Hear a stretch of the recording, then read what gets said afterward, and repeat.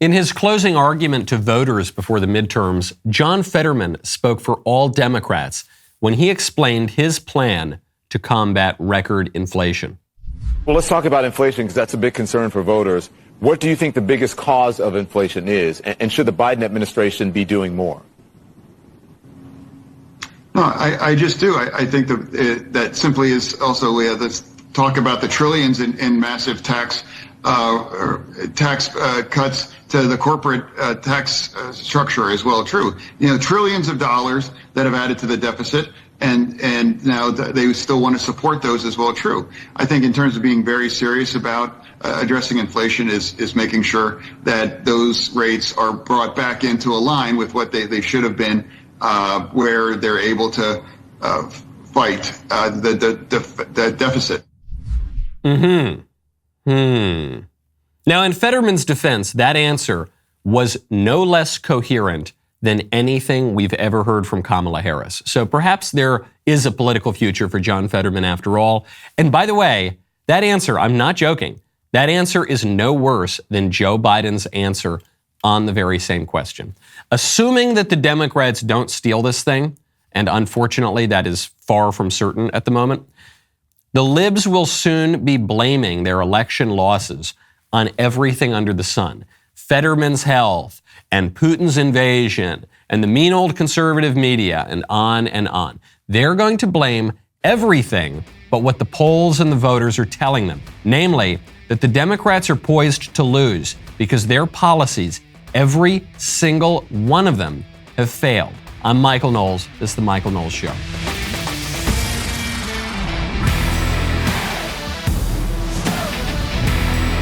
Welcome back to the show. My favorite comment yesterday is from Charles Shaw, who says on the Harvard-UNC affirmative action case, the question should be, where in the Constitution does it stipulate that diversity supersedes equal protection under the law? The answer actually is the Civil Rights Act. So there's a great book on this subject by Christopher Caldwell called The Age of Entitlement. But that actually is the issue, is that in the 1960s, you had this massive piece of legislation that in some ways has superseded the Constitution and set up a kind of parallel Constitution. And a lot of our political troubles right now seem to be trying to reconcile these two different constitutions. So that is where it comes from. It's kind of a funny comment, but there is a really deep answer to this that does explain a lot of our current political turmoil. And it's why a lot of people, they just want to tune out of politics, take the grill pill, come hang out with their family and their friends, just grill up some great, delicious meat. When you want to do that, where are you going to go? You're going to go to Good Ranchers, of course. While grocery store meat prices continue to rise, Good Ranchers' inflation-proof model locks in your price the day you subscribe for the life of your subscription. Plus, you can pause your subscription for up to 90 days or cancel anytime you want, but you won't want to. Good Ranchers ships 100% American meat, born, raised, and harvested in the U.S., right to your door. All of their beef is prime or upper choice. Those are the two highest grades, superior steakhouse quality. Good Ranchers not only supports American agriculture, they're also big fans of the DailyWire, which I love. They sponsor all of our shows. I just love them. I opened up my freezer the other day. My heart sunk. My stomach dropped because I realized I was starting to run low on Good Ranchers. So I got to check the time, the date. I said, when is my next batch going to arrive? I love this stuff. Go to goodranchers.com/Knowles. Use code Knowles at checkout to get 2 Black Angus New York strip steaks for free. So that's an incredible deal. You can subscribe to lock in your price and recession-proof your meals for life. That is goodranchers.com/Knowles. Use code Knowles at checkout. John Fetterman's answer on inflation was not particularly persuasive because the man has brain damage and he can't speak English properly. Don't think that's the only reason why the Democrats can't answer this question. Don't think it's just, John Fetterman's health. Okay? Because I am not joking when I say John Fetterman's answer on that question, which was something vaguely relating to corporate tax rates, was more coherent than Joe Biden's answer on the very same question yesterday. And they talk about inflation. We're dealing with it for a whole second. Inflation is a worldwide problem right now because of a war in Iraq and the impact on oil and what Russia's doing. The war in Ukraine. And thinking of Iraq because that's where my son died. Because he died. It has to do with the war in Iraq. I mean, no, it's not the war in Iraq. It's the war in Ukraine. I was thinking of Iraq because that's where my son died.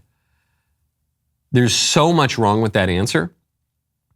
The main thing is, Iraq is not where his son died. Joe Biden's son died in America. He was the Attorney General of Delaware. And this is not the first time Joe Biden has made this flub. And I don't know if it's because Joe Biden is senile and obviously is exhibiting the symptoms that many of us have seen in our grandparents and elderly relatives of just his memory is gone. He's saying things that are completely delusional. Or if it's a facet of Joe Biden's political career, which has always involved intentional dishonesty, where Joe Biden for decades now has just lied. He's lied about his educational record. He's lied about his record in the Senate. He's lied about family tragedies. He lied about the way that his wife was killed. In really bizarre lies. And so I don't know which it is. But does he think that people don't have Google? Does he think that people don't remember this? Is he genuinely confused? Does he really think that his son Beau died in Iraq? I don't know. Either way, though, the guy obviously not fit for the job. And then if you even take the kernel of a real answer that he's giving here, which is that, well, inflation, it's not my fault. It's a global problem because of the war in Ukraine. You would have to say, yes, it is. And the war in Ukraine is your fault. According to not just me, according to not just the Republicans, according to Vladimir Zelensky, according to the president of Ukraine. He said that if Biden had not taken the sanctions off of Putin's pipeline, Putin would not have invaded Ukraine. Zelensky rightly observes that if Joe Biden had not actually invited Vladimir Putin to invade Ukraine and said if it were a minor incursion, then there wouldn't be major consequences, then you probably wouldn't have an invasion of Ukraine. Why is it that Donald Trump's presidency is the only one in my lifetime, or at least since the rise of Vladimir Putin to power, where Putin has not invaded a sovereign country? George W. Bush, he invades Georgia. Barack Obama, he invades Ukraine. Donald Trump, Joe Biden, he further invades Ukraine. Why is that? Donald Trump was the harshest president on Russia, again, in my lifetime. He bolstered NATO. He got NATO to start paying more money into its own defense. And reportedly, but it's coming from decent sources, Donald Trump told Vladimir Putin, if you invade Ukraine, I'll hit Moscow. And if you're Vladimir Putin and you hear that, then you've got to think, okay, chances are he's bluffing. Chances are Donald Trump do it. Let's say there's a 5% chance that Donald Trump, because he's erratic, because he's unpredictable, let's say there's a 5% chance that he actually will bomb Moscow if I invade Ukraine. Well, that's an unacceptable risk. That even if it's just 5%, that is an unacceptable risk. Which is why I think you had relative world peace. I mean, for goodness sakes, Trump brought relative peace to the Middle East. No one thought he was going to do that. He had North Korea backing down. He had even China on its heels. How did he do that? He had Iran on its, because his foreign policy was unpredictable. Because he would say, I'm a dove, I'm running against war, the George Bush wars were terrible. And then out of the blue, he goes and takes out the top Iranian general. Well, I'm not going to fight. I'm not going to launch this missile. I'm not going to respond to an attack on Saudi's Aramco. I'm not going to. And then out of the blue, he drops the mother of all bombs. It's just that unpredictability does it. Joe Biden was easily predicted. Vladimir Putin played him like a fiddle. So yeah, sure, you can even blame inflation on foreign policy. You can also blame it on Joe Biden shutting down American domestic oil and gas production, not issuing new federal leases, shutting down the oil pipelines. You can definitely blame it on that. You can blame it on all sorts of Biden-specific domestic policies. But sure, you blame it on foreign policy, that's still Joe Biden's fault. So they've got nothing going into this election. The voters know it. Dr. Oz in Pennsylvania, this is going to be one of the pivotal races that determines the balance of power in the U.S. Senate, just picked up a big endorsement, the Pittsburgh Post-Gazette, which was for a long time a left-wing paper. Now the editorial page is a little more right-wing. Well, they've come out, they've endorsed Dr. Oz. They say, despite a turbulent Senate race, Oz is better prepared to lead. And they say, by the way, it's not just Mr. Fetterman's health. They write, Mr. Fetterman's health, he suffered a serious stroke in May, is not the issue. His lack of transparency, however, in refusing to release his medical records is troubling. It suggests an impulse to conceal and a mistrust of the people. All candidates for a major elected office should release their medical records, as did Mr. Oz. If you want privacy, don't run for public office. And then they point out that Mr. Fetterman's life and experience and maturity are also concerns. He's never held a real job. He's been getting an allowance from his family his entire life. He was the mayor of a tiny little town of 2,000 people. He isn't prepared for this. He's not ready for prime time. And it's a really good point here because I think that the Pittsburgh Post-Gazette overstates it. I do think that if a candidate suffers a major stroke, that is a very serious concern. If your brain isn't working, then you shouldn't be in the U.S. Senate. You should go and get better if you can get better, and then maybe try again. But they are right that it's more troubling even than Fetterman suffering a stroke is the cover-up. The cover-up is almost always more troubling than whatever the actual incident or accident or crime, even in some cases, is, because had Fetterman come out, had the campaign said, yeah, this guy had a stroke, he's recovering, we're going to keep him off the campaign trail, but Democrats need to hold the Senate, and Dr. Oz is a slimy Republican, and he's friends with Trump, and he's really, really bad. I actually think Fetterman probably would have had a better shot in this race. But the fact that the campaign just lied and pretended the whole time, oh, Fetterman's fine, his recovery's been amazing, and then they put him on stage and he can't speak English, well, that's a shock to voters. And probably one of the reasons why Fetterman, at least today, is probably poised to lose. I think that it's pretty clear at this point, the liberals at least believe that they're going to lose in the midterms. And here's my strongest evidence for this yet. It's not just the polls. It's not just the preemptive excuses for their losses. It's something I saw yesterday. I was driving up to Kentucky. I was giving a speech last night at the University of Kentucky on all the crazy conspiracy theories conservatives have believed, all of which turned out to be true. You can catch that speech on the YAF YouTube channel. It's the difference between a conspiracy theory and the truth is the name of the speech. Answer, of course, about 3 to 6 months. So I'm driving up there and I'm scrolling through my Twitter and I see a big warning pop up. And the warning says, it takes time to count all the votes. Don't expect results on election night. I thought, here we go again. Here we go again. They're going to try to steal it. It's really, really frustrating because we're just trying to send good people to Washington, D.C. When you want good people for your business, when you want to take care of all the HR concerns that come along with personnel, you've got to check out Bambee. Right now, go to Bambee.com/Michael. When running a business, you get hit with all kinds of interesting scenarios. Let's say an employee doesn't show up to work on time, or you get a wrongful termination suit. One complaint can destroy your entire company. The problem is HR managers are expensive. They can easily cost over $80,000 per year. But with Bambee, you get access to your own dedicated HR manager starting at just $99 a month.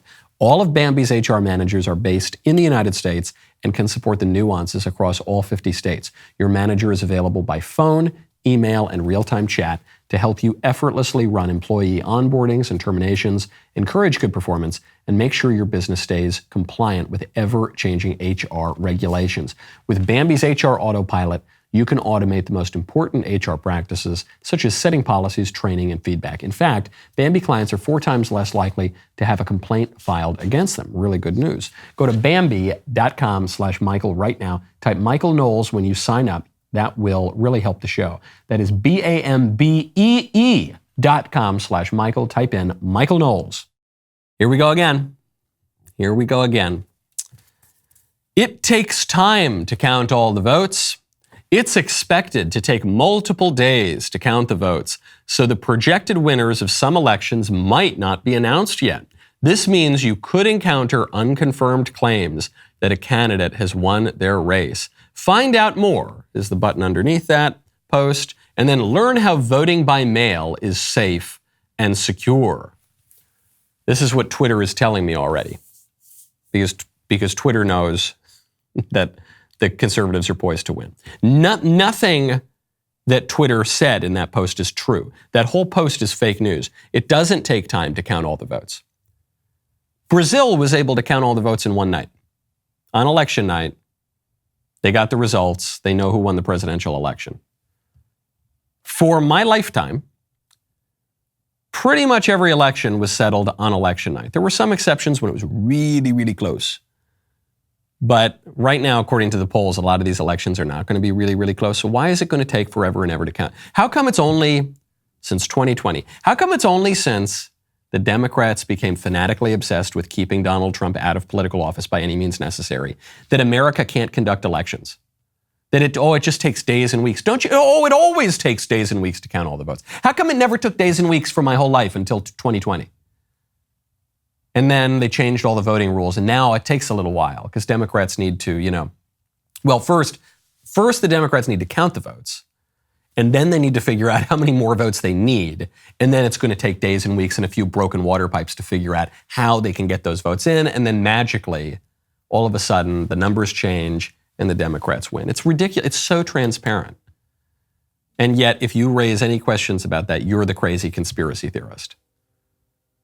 Because as I mentioned in my speech last night, all conspiracy theorist means is just shut up. It's the same as racist. When people call you a racist, they're not saying that you have any particular views on race that are disreputable. They're just saying shut up. Shut up. I don't like your opinion. Shut up. You're criticizing Barack Obama? Shut up. You're a racist. You're criticizing George Soros? Shut up. You're a specific kind of racist. You're an anti-Semite. Oh, you think that just because we changed all the election rules to advantage the Democrats, in some cases illegally, and then we actually bragged about how we rigged the election in a Time magazine article, you think that we rigged the election? Oh, you're a conspiracy theorist. Oh, you think that we ought to be able, in America, allegedly the greatest democracy in the history of the world, you think we ought to be able to conduct our elections and know who won the elections on election night? Oh, you're a crazy conspiracy theorist. No, the Democrats are trying to steal the election. That's what it is. Let's call it like it is, folks. All right, it's not even election day yet. We're a week out, and they're already pulling this stuff. Why? Because they know that they are losing. But they've got bad news on this. There's bad news specifically coming out of Pennsylvania because the Pennsylvania Supreme Court just dealt a real big blow to the people who want this election count to go on for weeks so that they can stuff it with Democrat ballots. The Pennsylvania Supreme Court just ruled that the state must not accept undated mail-in ballots. So this was one of the big issues in 2020. A big point of contention is you had the Democrats make a big deal out of COVID so that they could shut down the economy and get rid of Donald Trump and change all the voting rules to make it easier to get rid of Donald Trump. And one of the big issues was, okay, we're going to have widespread mail-in ballots. In the case of Pennsylvania, it was unconstitutional, but we're going to do it anyway. And then people are going to mail in their ballots, or they can drop them off at these completely unsecure drop boxes in the middle of nowhere in some cases. And then we're going to count all the ballots, and it's going to take days and weeks. But the problem was, in some cases, the ballots didn't have a postmark. So you didn't know if the ballots were actually cast by Election Day. Even if you believe that we should have widespread mail-in ballots, which is absurd, and Barack Obama was talking about how this was an opportunity for fraud 10 years ago. Now he's pretty quiet about that. But even if you believe in the widespread mail-in ballots, surely you don't think that you should be allowed to cast a ballot after the election, right? Unless you're the most corrupt Democrat in the world and you legitimately believe that Democrats should be allowed to vote until a Democrat is elected. We have to say, okay, Election Day, that's the end. Well, what happens when you get mail-in ballots that don't have a date on it? Well, the libs say they have to be counted because those ballots are very likely fraudulent and are just intended to stuff the box for the Democrats. But if you're a reasonable person, you say, okay, those can't be counted. So now the Pennsylvania Supreme Court has said no. The state cannot count those ballots. Are they going to do it anyway as the Secretary of State and the corrupt liberals who actually are running the elections? Are they going to count them anyway? Maybe. I don't know. I mean, crazier things have happened in elections. But at the very least, we now have a voice from the highest court in the land in Pennsylvania saying, no, you cannot do this. But it's a line from FDR. FDR, and it's outlined in Robert Caro's excellent biography, sort of gigantic biography of LBJ. LBJ was running a race. He thought he was doing very well. At the last minute, he loses the race. And FDR said, you did everything right, but you forgot to sit on the ballot box. So it's an amazing moment because it's one Democrat president who made himself essentially a monarch, a guy who was king, who upended the precedent of only serving 2 terms going back to Washington, ended up serving 4. And speaking to a future Democrat president, LBJ, and saying, you didn't cheat well enough. You didn't realize that what decides elections is not so much who votes as who counts the votes. So that's what they're trying to do. Fortunately, you're seeing a little bit of a holdup for that right now. Meanwhile, you look at the polls, you look again at who is voting. It's breaking overwhelmingly for the Republicans. There's a new poll out by Trafalgar, backs up a previous poll, which shows that in New York, in liberal New York, the Republican candidate Lee Zeldin is leading Kathy Hochul. Again, it's not a gigantic lead, but we're talking about New York here, folks. The Republican has a 48.4% over 47.6% lead. 4% of voters still undecided. So it's anybody's race, but the undecideds are breaking Republican. And before you tell me that this Trafalgar poll, it's right-wing propaganda, Trafalgar is a conservative outlet, the Trafalgar poll oversampled the Democrats in a line with the New York voter base. But they were very, very generous to the Democrats here. Democrats made up more than half the sample and outnumber Republicans, self-identified Republicans, nearly 2-1. Independents make up the other 18.9% of this poll. According to Pew Research, which is not a right-wing outlet, those numbers roughly track with the demographics of the state. And what is it indicating? It's indicating that it's not just the undecideds that are the independents, rather, that are breaking for Zeldin and the Republicans breaking for Zeldin. It's even undecided Democrats. Undecided Democrats are breaking for Lee Zeldin. So what do the Democrats have to say about this? If we know that they want to pull some shenanigans, if we know that they want to drag out the voter count like Twitter is already telling us, then how are they going to do it? Well, the way they're going to do it was exemplified by Joy Reid on MSNBC. They're going to doubt the polls. They're going to say all these polls that you're seeing talking about this red wave looking more and more like a red tsunami, they're fake polls because the Republican polling firms are running a lot of last-minute polls to skew the polling averages, and so it's a grand conspiracy. Here in the United States, we're a little over a week away from our own midterm elections. And if you believe the recent headlines, you would think that MAGA fascism is ascendant. If you get past those headlines and dig a little deeper, you uncover an insidious and seemingly intentional campaign by Republican-backed polling firms to flood the zone and tip the balance of polling averages in favor of their candidates, to create a narrative that Republicans are surging and that a red wave is imminent and inevitable. Our friend and Democratic pollster Simon Rosenberg has been sounding the alarm for weeks about this wave of polling, noting that if the roughly 40 polls taken in key battleground states, more than half are from Republican firms or groups. Hold on. You're telling me that half the polls in a country where half the people are conservative, that half the polls are conservative? Wait, what? Oh my goodness. I thought that all the polls were supposed to be super liberal. That's actually Joy Reid's argument. Joy Reid is saying, this is unfair. The Republicans are cheating and they're pulling shenanigans because in a country where it's split basically 50-50 between the libs and the conservatives, actually, if you look at political self-identity, conservatives actually outnumber self-identified liberals and progressives by a lot, because a lot of people who break for liberals and progressives call themselves moderates or centrists or independents. That's a digression. She's saying that in a country that's split roughly 50-50, it is wrong for roughly half the polls to come from right-leaning outlets. That's amazing. It's such a confession that the liberal ruling class believes that they are the only legitimate voice, that it's the same thing Joe Biden said, half the country is illegitimate. The MAGA Republicans are illegitimate. Their very presence in the country poses an existential threat to our sacred democracy. Our sacred democracy threatened by the very existence of half the people. And you think about what kind of stupid commentary you're getting from Joy Reid right now. That like, the MAGA fascism. Oh my goodness gracious. You hear this kind of stupid hyperbolic commentary from some people on the right too, where everything they don't like, it's communism. Everything I don't like is communism. But that's not true. Okay, that's why I just call them the libs. You know, they're libs. Some are more radical than others, but they're just kind of the libs. The MAGA fascism. It's just such stupid commentary.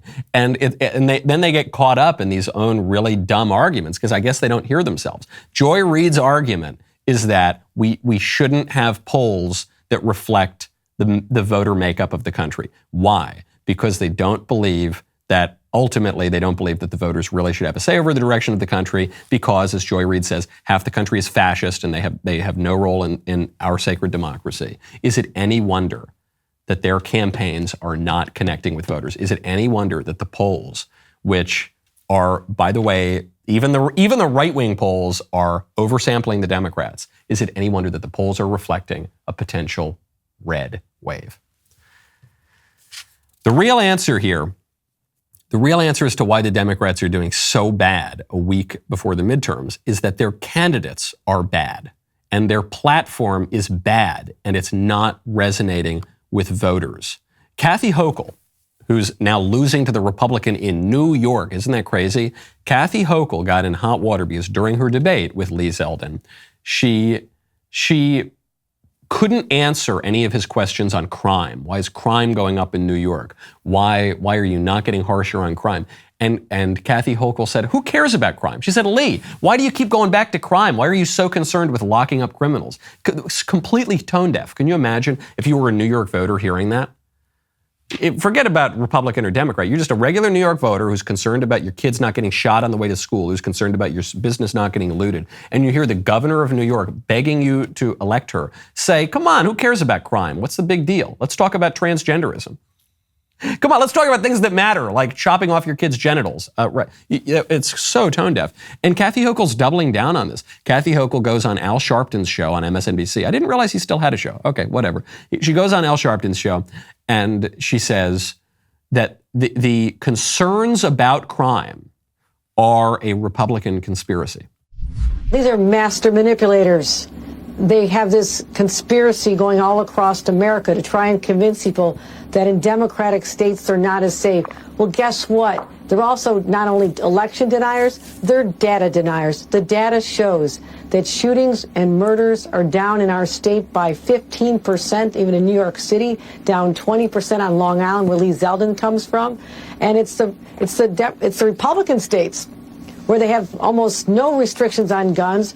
Because of the abundance of guns, people are killing each other with more frequency. The safer places are the Democratic states. Okay, lots of deceit in Kathy Hochul's answer here. So first she says, these concerns about crime, it's a total conspiracy because the data don't back it up. She says, actually, shootings and murders, they're down in New York. Now, that could be true, but it's kind of like when Joe Biden says inflation is down this month. Well, hold on, inflation is still up. So what do you mean, and what does he mean when he says inflation's down this month? Oh, you mean it's down from the all-time record high last month? Okay, well, if gas is down, I'm just pulling numbers out of the air, but they're reflective of the broader trend. If gas is down 5 cents this month over last month, but it's up $1 over when you took office, then you can't tell me inflation is down. Inflation is still up. And so if you're telling me shootings and murders are down from the past couple of years when BLM and Antifa were just running roughshod, committing acts of terrorism all over the country, I might believe that. But if you're telling me that crime is not a problem right now in New York, that's just insane. I mean, we know, by the way, it's not as though shootings and murders are the only crime. You just look at robberies, for instance. Robberies are up 33% in New York this year over year, according to police statistics. And she makes this point. She says that actually crime is a red state problem. You're only seeing the murders and the shootings really spiking in the red states, which technically is sort of true, but it's missing the point because it's not that they're up in the red states. They're up in the bright blue cities in the red states. Rafael Mangual at the Manhattan Institute has a good analysis of this. In 2019, where we have the data from the FBI, the report showed the state of Louisiana as seeing 544 murders. That gives it a murder rate of 11.7 per 100,000. Okay. So what does that tell you? Does that say we've got a big murder problem in the red states? No, because New Orleans, which is extremely lib, saw 121 of those murders. Baton Rouge, super lib, had 70 of those murders. Shreveport, super lib, had 35 of those murders. All had Democrat mayors. So when you take that into effect, just those three cities had a murder rate of 28.1 per 100,000. If you take those cities out, then the Louisiana murder rate drops by 29%. So it is a Democrat issue, and of course it is. You don't need to be an egghead going through all the accounting books and all the statistics to know that the Democrats came out, and where the Democrats had political power, they defunded the police. They said they were going to defund the police. They said they wanted to defund the police. Then they did defund the police, and guess what happened? Crime went up. Big surprise. Big surprise. It's amazing that people very often get exactly what they ask for. And this became a huge problem, and the Democrats knew that defund the police and spike crime and let the criminals out of prison and bail out the rioters like Kamala Harris and Joe Biden staff members did during the BLM riots, that is not going to play in Peoria. That's not popular with anybody, because people, no matter their race, no matter their geography, no matter their political ideology, they don't want crime in their neighborhoods. They don't want their families being threatened. They don't want their property being threatened. So the Democrats had to run away from this. You see this now in one of their really terrible candidates, Stacey Abrams. Stacey Abrams has been hammered on this issue of defund the police, just like all the Democrats have. And she's just denying it. She says, I've never wanted to defund the police. I've always been completely opposed to defunding the police. The record doesn't reflect that, though. I did not say, and nor do I believe in defunding the police. He is lying again. And I've never said that I believe in defunding the police. So yes to some defunding. We have to reallocate resources. So yes. There it is. So yes to defunding the police. Yeah, we need to reallocate resources. So yes, defund the police. I've never said I would defund the police. Lady, we have videotape, okay? And I know the Democrats try to memory hole all of this stuff, but we still can get access to it, all right? We can work a little wizardry on the internet. We can pull it up. The people are not going to be fooled forever.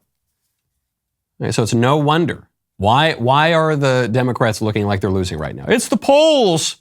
It's the polls. It's the misinformation. It's the Ukraine. It's the Russians. It's the Macedonian click farms. It's you. It's you guys. It's you and your terrible policies that the people are well aware of, that you've been promoting for years, that have failed and that people don't like. And they don't like the policies, and they don't like you, and they want to boot you out of office. And the only way you're going to hold on through the midterms is if you cheat, which you're also clearly trying to do, which you are broadcasting on all the social media platforms, Twitter specifically, but which you've been broadcasting with your extremely tight relationship between big tech and the federal government working on behalf of Democrats, as they have for many, many years now. You're trying to do it. I hope it doesn't succeed, but don't pretend to me that you're the voice of the people. The people don't like you. Speaking of clueless women, such as Stacey Abrams, The View expressed this total disconnect with ordinary voters, with what's actually happening in the country. I know, shocking, right? When the fake Republican on The View mentioned the congressional baseball shooting to make a point defending Democrats, of course, because that's all she ever does. And the Democrats on The View appeared not to even know what she was talking about.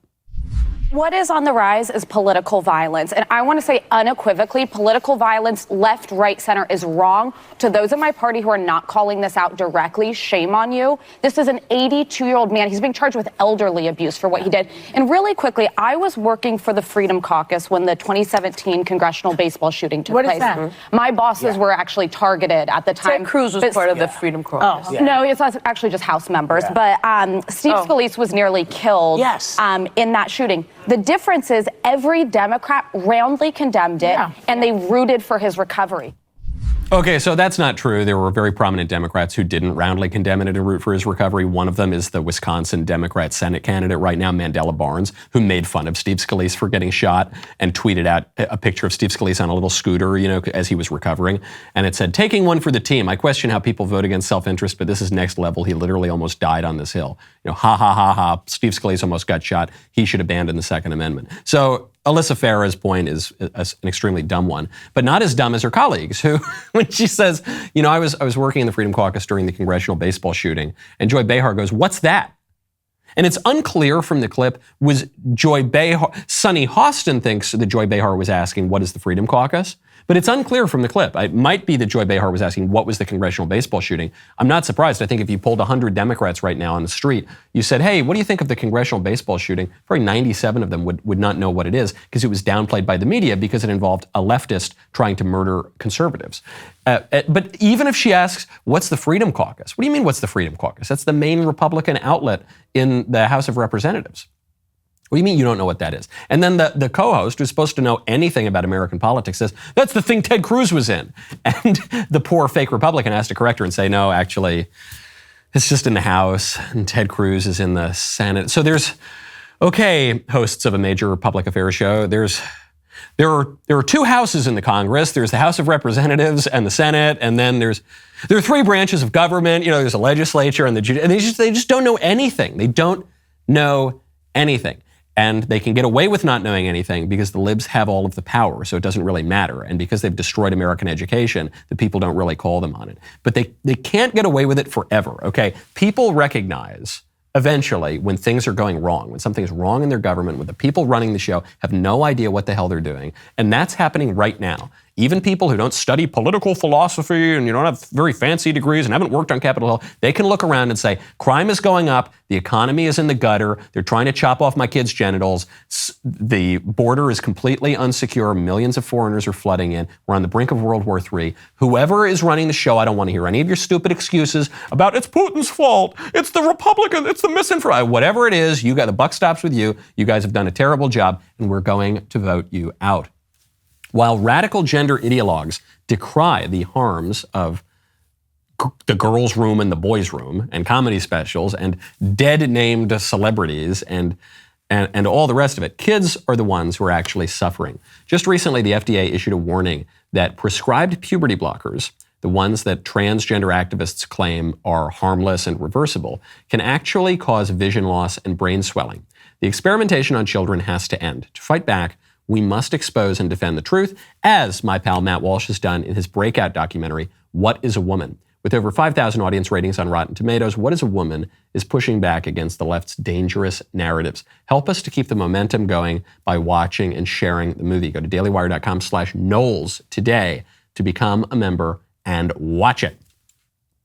Speaking of the decline in American education, Harvard is on the ropes. Harvard and UNC, they've been dragged before the Supreme Court because a group has sued them for their racial discrimination in admission practices. And this is going all the way up to the highest court in the land.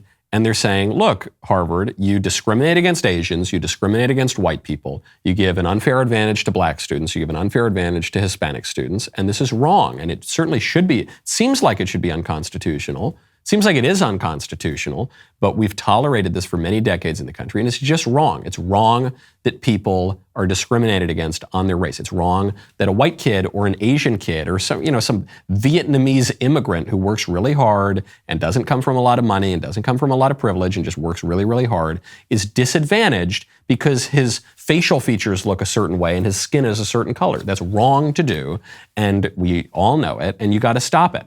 And the Supreme Court seems poised to accept that argument because it's obviously true. So Harvard is fighting back. And they're fighting, but they have no argument. I played it yesterday where the lawyer for UNC was asked by Clarence Thomas a simple question. What is the educational benefit of diversity? And he couldn't answer that question. He said, well, the diversity is good because everyone says it's good. There's a consensus that it's really good. And Clarence Thomas says, okay, but you're telling me what's popular, but you're telling me what's fashionable in certain liberal circles. You're not telling me you're not answering the question. What is the educational benefit? The guy couldn't give an educational benefit. And so now Harvard's trying to run away from this. And Harvard is simultaneously trying to argue that they discriminate on the basis of race and they need to protect their right to discriminate on the basis of race, but they also don't discriminate on the basis of race. So Harvard tweets out a fact check. It's so amazing. It's so pathetic that Harvard, which once was a prestigious academic institution, is now resorting to the same stupid political tactics of online leftist commentators. Fact check. Whenever they do the fact check, all that means is it's a leftist opinion column that is presented with the facade of scientific certainty and objective truth, but it's not. It's just an opinion over a contentious political issue. So saying, fact check. Harvard has engaged in race-neutral strategies to achieve the educational benefits of diversity for decades. Hashtag SCOTUS, hashtag defend diversity. So I just want to take that on for a second, because that is a meaningless sentence. What does that mean? By diversity, Harvard means deciding which races should be more represented and which races should be less represented in the class. That's what they mean. They're talking about race when they talk about diversity. That's what the whole case is about. And Harvard's supposed right to determine which races they want more of and which races they want less of. But then they're saying they have race-neutral strategies to determine which races they want more of and which races they want less of. It's not possible. That is a semantically impossible sentence. It is simultaneously arguing for things that are in direct conflict with one another. But then it gets even funnier because I clicked on this stupid fact check leftist opinion column from Harvard, and you go in there and it says, blah blah blah. We're totally constitutional. We're following Supreme Court precedent. They say Harvard's consideration of race-neutral alternatives follows the law. Race-neutral. For several decades, Harvard has engaged in race-neutral strategies to achieve the educational benefits of diversity, which they never list, by the way. They never can explain what the educational benefits are because there aren't any, including several suggested by the expert in the people in the group bringing the case. Harvard eliminated and then reinstated its early action program when it found that the elimination of early action was hindering efforts to achieve racial diversity. But that's not race-neutral. That's obviously taking race into consideration. And then here's the key. If Harvard stopped taking race into consideration as one factor in its admissions process and adopted the race-neutral alternatives that the organization bringing the lawsuit suggests, the result would be a class that fails to achieve the diversity and excellence that Harvard seeks. So there you have it. It's misrepresented in the tweet. Harvard is saying, of course we have race-neutral policies. But then when you click the link, they're saying, we tried race-neutral policies and we don't like them because we want racist policies. If the word racist means anything, it means this. It means what Harvard is doing. We're going to advantage certain races and we're going to disadvantage other races on the basis of their race. They say we don't want that because then we won't get the racial diversity and excellence that we seek. But which is it? Which do you want? Those are separate categories. Diversity and excellence, they're separate. Harvard is trying to argue that they're the same. If they're the same, you would use the same word. If they were the same, you wouldn't need to list two different categories. They're obviously distinct categories. If diversity were synonymous with excellence, then Harvard wouldn't need to worry about diversity, because if they just prioritized excellence, you would get the exact racial makeup that Harvard wants for whatever reason. That's not what's happening. That's why they have to disadvantage the Asian students and the white students. That's why they have to effectively give them a handicap on their SAT scores and give other races a boost on their SAT scores to achieve the racial social engineering that Harvard wants. But they can't make the argument because they know that it's racist. So they have to simultaneously, it's just the same thing that the libs do on virtually every issue. They say, this thing that you object to is not happening, and it's really good that it is. That's what it's about. Not very convincing. I don't think it's going to convince the Supreme Court. Speaking of identity politics, there's a transgender activist, Jeffrey Marsh. He's gone viral. I think he thinks he's a woman, or he thinks that he's neither a man nor a woman, but he dresses sort of like a woman. Jeffrey Marsh has gone viral with a TikTok addressed specifically to little boys and girls, in which he makes the argument that there is no such thing as boys and girls. Hi, kids. There's no such thing as a boy or a girl, and I can prove it. So gather around the family, the parents, everybody, answer my questions. You either say boys or girls. Who's usually taller?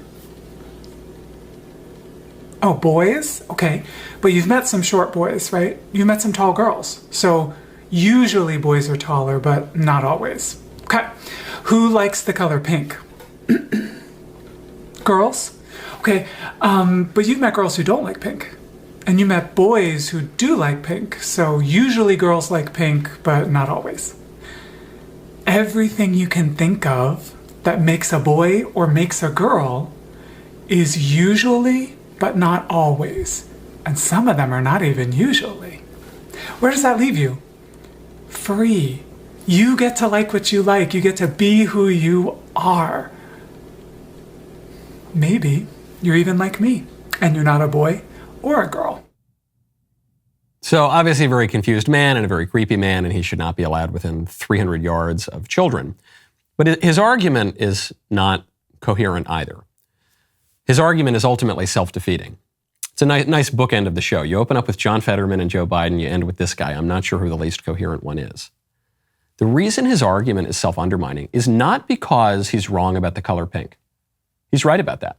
Some boys like pink, some girls don't like pink. It's not because he's wrong about height. It's true, there are some short boys and there are some tall girls. That's all true. The reason his argument is self-undermining is because he addresses it to boys and girls. And he doesn't just say, hey, boys and girls, I'm going to show you that there's no such thing as boys and girls. But because that could be sort of ironic or with a little wink and a tongue in cheek. It's the fact that throughout the whole argument, the argument relies on the categories of boys and girls. The very fact that he says there are some short boys and there are some tall girls presumes that there are boys and girls. The very fact that he says some boys like pink and some girls don't like pink presumes that there are boys and girls. The very fact that these people refer to trans women as a distinct category from women shows you that there is a distinction between the boys who think that they're women that call themselves trans women and the girls who think that they're men who call themselves trans men, and boys and girls are different. The very fact that there are these ontological categories. The libs are right that there is such a thing as gender expression. Of course there is. But the thing they can't get away from is that ontological reality that there are boys and girls. And even if a boy likes pink, and even if a boy is a little bit short, and even if a little boy likes to play with Barbies or has the sort of disordered sexual desires that guy has, they remain boys and girls. Because if they didn't, then his argument wouldn't mean anything, right? The entire point he's trying to make relies on the very existence of boys and girls and then denying and transgressing that thing that we all know, that we all can see before our very eyes. It's a very shallow argument that he's making, but it's an argument that cannot be made, because if we even have meaningful language, then there's no way to even refer to the things that he's referring to without granting the very existence of boys and girls that he's trying to deny. It cannot happen. You can't run away from this reality. And it's a problem, you see it in its absolute extreme absurdity on the transgender argument, but it's on basically every big claim that the Democrats are making leading into the midterm elections. They're making arguments that just are not resonating, and they're not resonating because they're incoherent. Their argument on energy, we have to shut down American energy because American energy is really bad because it's destroying the environment. But that's destroying the economy and it's causing record inflation, so we need to convince Saudi Arabia to produce more energy. And we've got to sanction Russia so he stops the war in Ukraine so that we get more energy and so that the global oil prices go down. But oil's bad. But oil's bad in America, but it's not bad overseas. Doesn't make sense. It's where you get John Fetterman on the stage and he says, I support fracking. But previously you said you oppose fracking. Yeah, I support fracking. There's just no answer for the Democrats on any of these issues. We have to shut the country down. It's important. COVID's going to kill us all. We have to keep the schools closed. I never said the schools should be closed. I never said that COVID was that bad. The Fauci ouchie, it's totally safe and totally effective. No, I never said that the Fauci ouchie was totally safe and effective. No, they've run out of arguments. And the people know it. And unless they steal this thing, the people are going to tell them very clearly on Election Day. You know, the rest of the show is continuing now. You do not want to miss it. This is Woke Wednesday. My producer, Ben Davies, has lined up an extremely woke PSA. That's really all he's told me about it from Forbes. You don't want to miss it. If you are not a member, click the link in the description and join us.